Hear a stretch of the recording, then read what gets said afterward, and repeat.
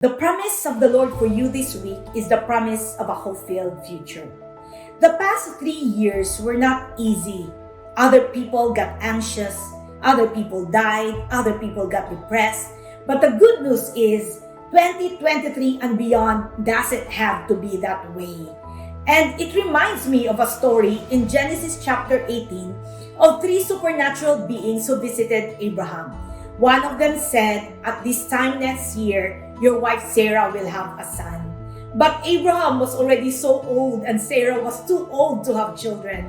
When Sarah heard this conversation, she laughed to herself and silently said, "How can an old woman like me, still have a son? How can I have this pleasure, especially when my husband is also old?"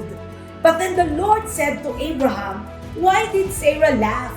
Why did she say, 'Can an old woman like me have a baby?' Is there anything too hard for the Lord?"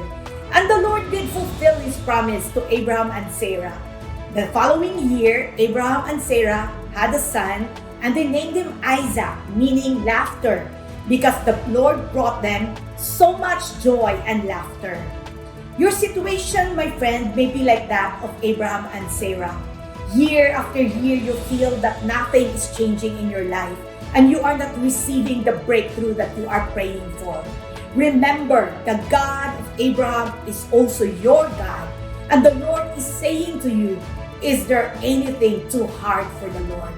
With the Lord, we can always hope, and He gave us this promise in Jeremiah 29:11. "I know the plans I have for you, declares the Lord. Plans to prosper you and not to harm you. Plans to give you a hope and a future." You have a future. You have a hope, my brothers and my sisters.